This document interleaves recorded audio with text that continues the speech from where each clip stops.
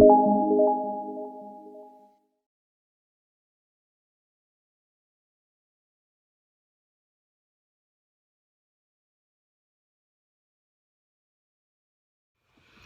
welcome to day 3. During this COVID-19 pandemic, we've been learning a lot of new words or becoming acquainted or reacquainted with some words that have in some ways become part of our daily vocabulary, or at least we hear them on the news. Things like personal protective equipment, face masks, N95 masks, forehead thermometers, community transmissions, clusters, contact tracing, epidemics and pandemics, respirators, ventilators, second wave, third wave, and we hear these words being used a lot.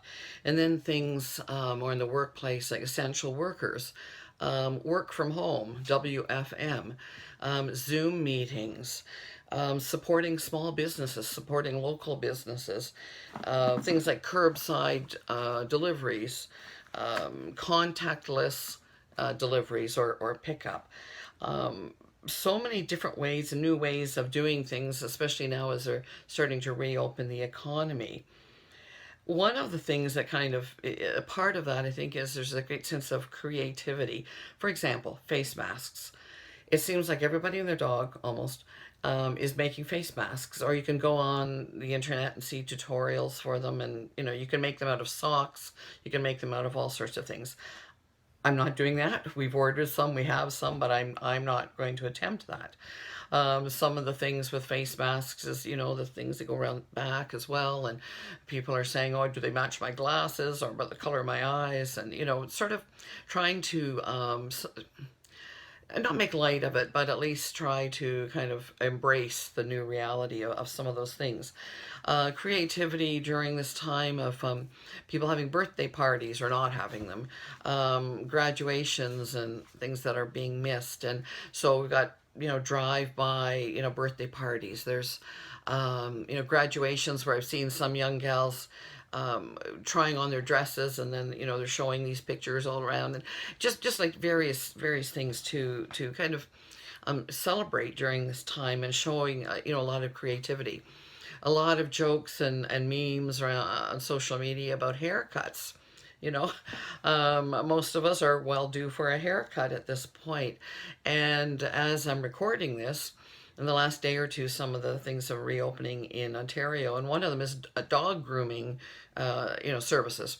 And of course, there's lots of jokes going on about, well, maybe we should just, make an appointment to get our hair done at the dog place because barbershops and salons are not open. And of course, we know the reasons for that.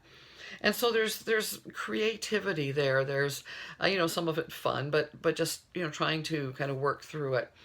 With businesses, trying to, offer their services, sell what they're selling, but a new way to do it, something different. And this is what we're finding in our worship as well.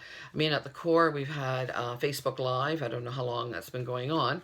And some places have done that before, but now it's a whole new thing where the core officer and others are working at trying to provide times for us to worship together and having to be creative about that. Many, many years ago, some of you will remember, there was a thing called cassette tape ministry. And a lot of the chorus, other churches as well, would tape Sunday services, and then they'd just be the little cassette tapes, and they would take them or mail them to shut-ins, and those in seniors and so forth.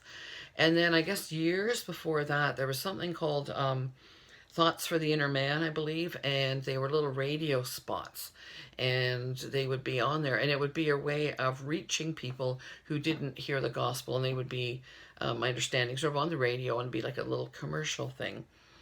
Well, now, we're trying, like, we're not able to meet together in churches, but people are listening, and we don't know who. There's a lot of people who, as the saying is, wouldn't be caught dead in church. But, during these days, we don't know who's listening to devotions, to Sunday services, and there's so many services. There's so many things available, and we hope and pray that people are listening. But there is a great sense of creativity needed to do that, and to figure out how we're going to do this, the technology and so forth.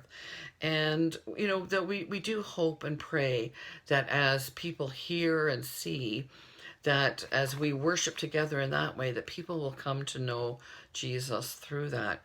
Psalm 100 says, "Shout for joy to the Lord, all the earth. Serve the Lord with gladness. Come before him with joyful songs. Know that the Lord is God. It is he who made us, and we are his. We are his people, the sheep of his pasture. Enter his gates with thanksgiving and his courts with praise. Give thanks to him and praise his name. For the Lord is good, and his love endures forever. His faithfulness continues through all generations." And I do hope and pray that you will be blessed today as you worship, as we worship together through technology, but also as that we pray that others would hear the gospel at this time as well. May God bless you.